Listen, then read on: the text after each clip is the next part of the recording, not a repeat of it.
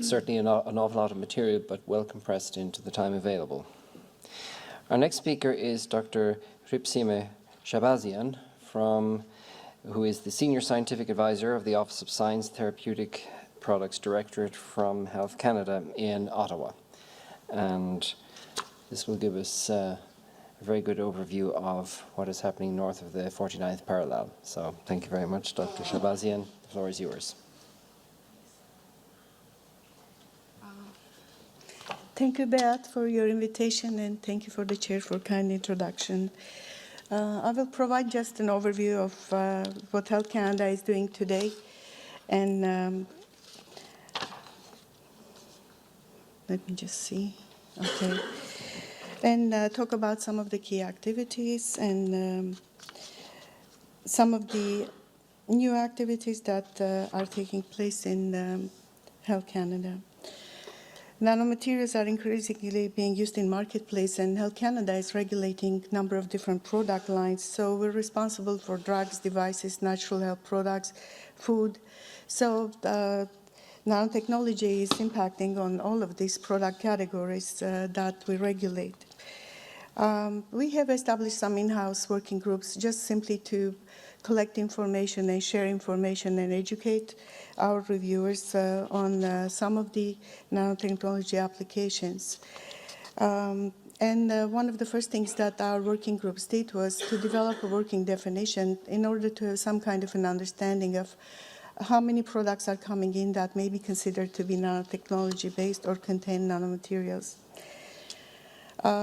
We did not change our regulations in order to accommodate any of the applications of this technology, since it's bringing forward so many new facets of science that it makes some of the new discoveries so enticing that we all want to apply them right now if we could.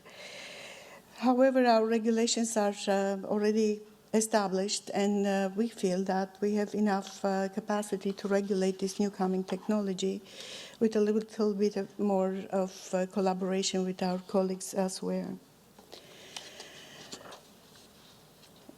Health Canada's Health Product and Food Directorate is responsible for regulating drugs, devices, natural health products, and medical devices. And we have different product lines that we're regulating, and different directorates are responsible for regulating these products. Therapeutic Product Directorate is responsible for pharmaceuticals and medical devices, and the other names are self-explanatory.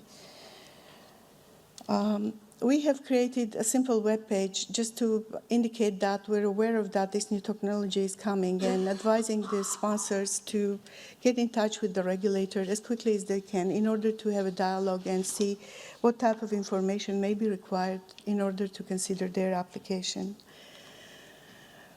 We have a number of websites simply to have a portal where people who are interested could come in and read about what Health Canada is doing in order to address these differences.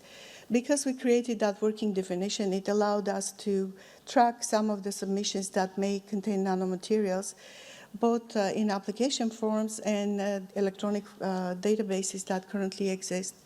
And if manufacturers, it's a self-declaration, so if manufacturers do indicate, yes, their product has a nanotechnology in it, then when we do the search, they all come out as nanotechnology, potential nanotechnology products. Natural health products are mainly vitamins, minerals, and supplements that make therapeutic claims, and they have a special regulation just for natural health products at Health Canada. They have an electronic application form that also requires identification whether or not the new product indicates nanotechnology application within. Medical devices include a number of products used in the treatment, mitigation, diagnosis of diseases, and prevention. And it's a wide variety of technology, and we see a lot of newcomers as nano-coating for antibacterial purposes and so on. So in the past, we may have approved some of products that did contain these new features, but no special attention was paid about the fact that it could be nanotechnology. Medical Devices Directorate recently released a new revised application form, which also allows the industry and our sponsors to indicate whether or not their product contains nano. Because there are so many factors that are coming forward, new emerging science and medicines and technologies, globalization, need to support science-based review functions, calls for patient-centered approach and involvement, and number of other intergovernmental activities that we're involved in, there has been a need to look at our regulations and work on modernizing them to meet the 21st century demands.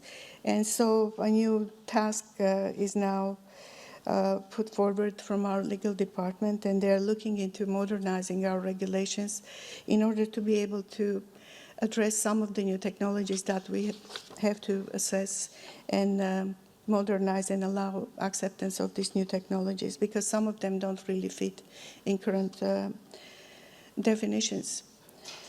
There is also minimum but some research going on, because most of our research labs were shut down years ago, and the only one now we have is with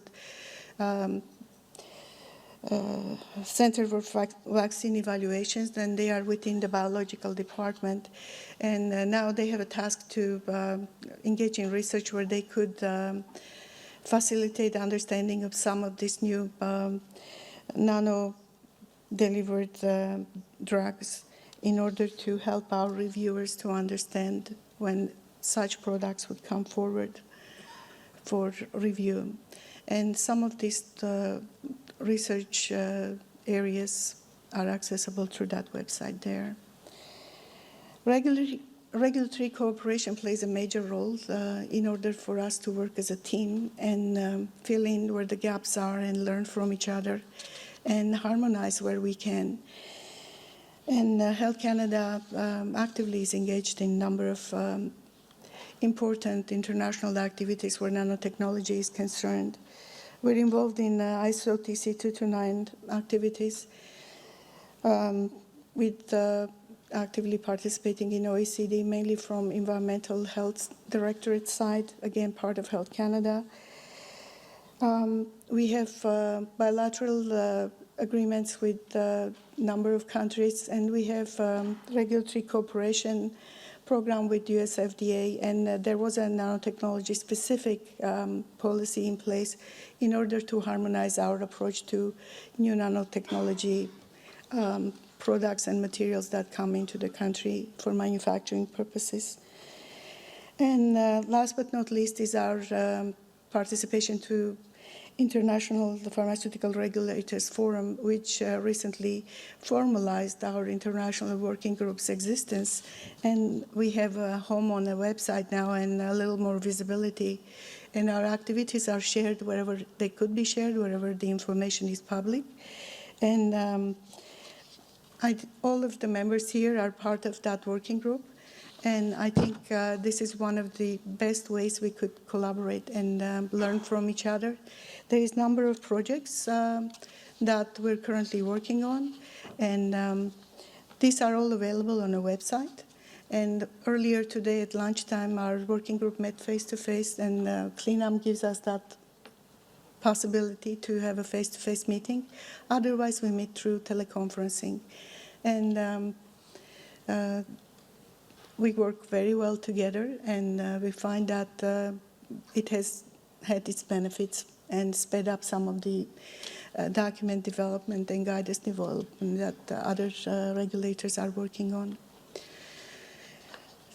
These are the working items that you can find on the web that currently are listed as our task as a working group to work on. In conclusion, Health Canada doesn't have new sets of regulations, so we're taking step-by-step, case-by-case approach like any other major regulator these days, just to address the uniqueness of a product as it comes in, to be able to address nano-related new activities, and in order to be able to assess the potential risks that they may represent. And at the end, I would like to acknowledge some of my colleagues that are on HPAP working group, and they represent their own directorates, and they helped me to put this presentation together. Thank you.